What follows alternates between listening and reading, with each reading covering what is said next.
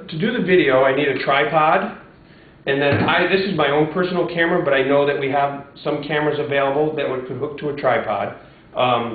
Usually there's a piece that connects to the bottom of the camera. It's universal. And I connect it in, and I turn the camera on. And what I have on the smartboard is I have my lesson already pre-written out, so I don't have to write as I talk.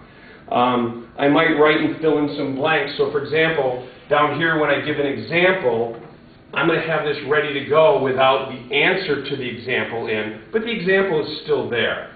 All right? So when I start the lesson, I'll turn the camera on, and I will start recording, and I might say like, okay, today, Chapter 8, Day 3 video, here's what we're going to focus on.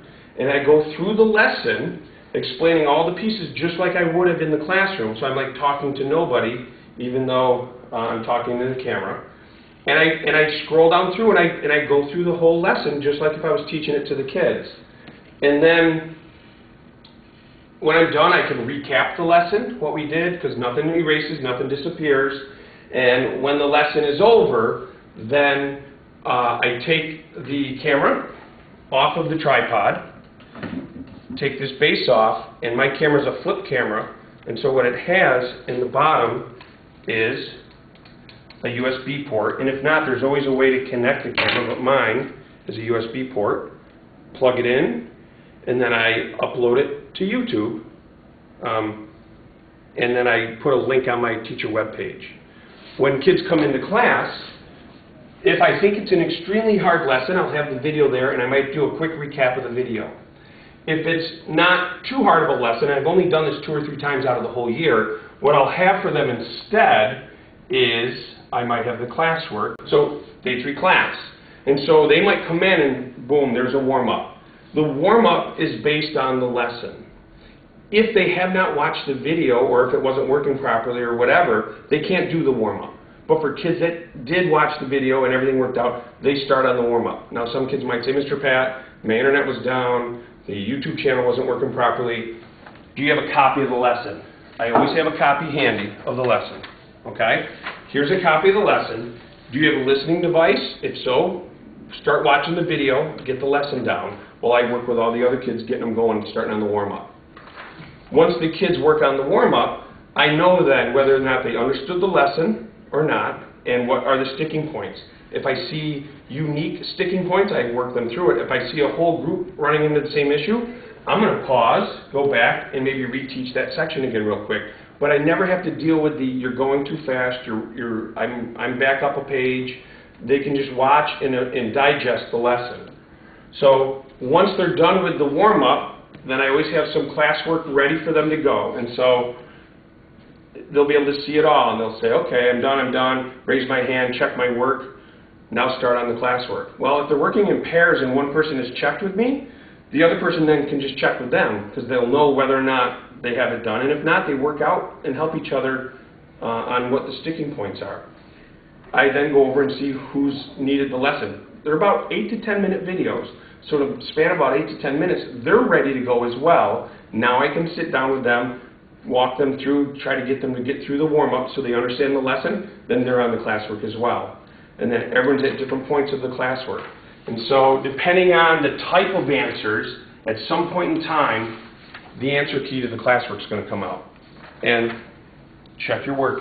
Each pair gets an answer key.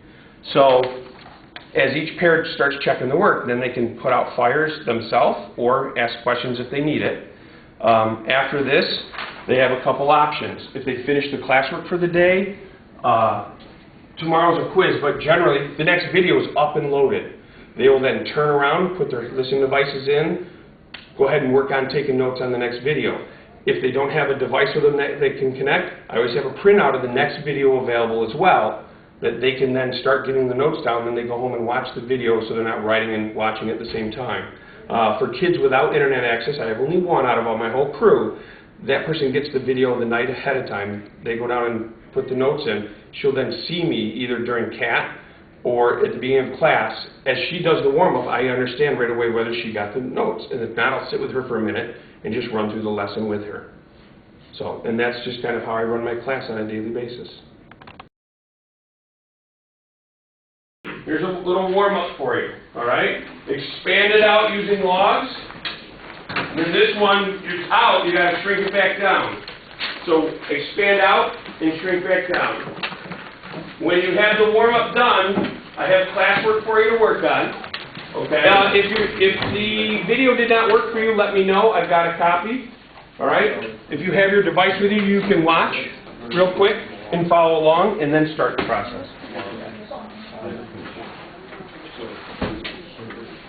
Do you have headphones with you? Yeah. All right. Go ahead and listen to the explanation through this, and then try the warm-up. Okay.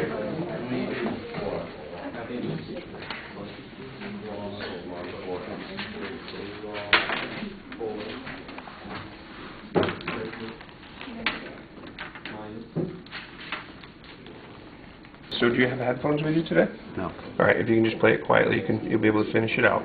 Okay, and then try the warm-up, and then after the warm-up, then you're going to work on the classwork.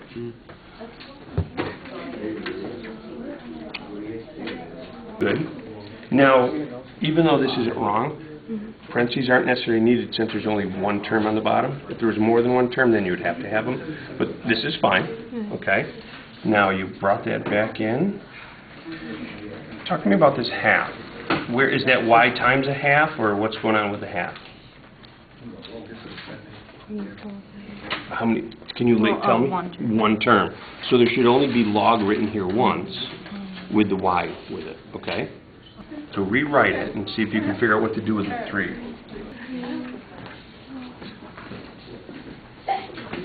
Yep. What you got?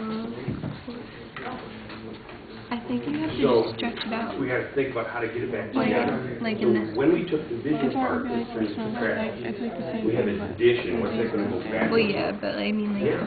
Yeah, so you got 2 pieces. So treat each piece separately. Yeah, I think so. How many times are we going to write the word log? Good.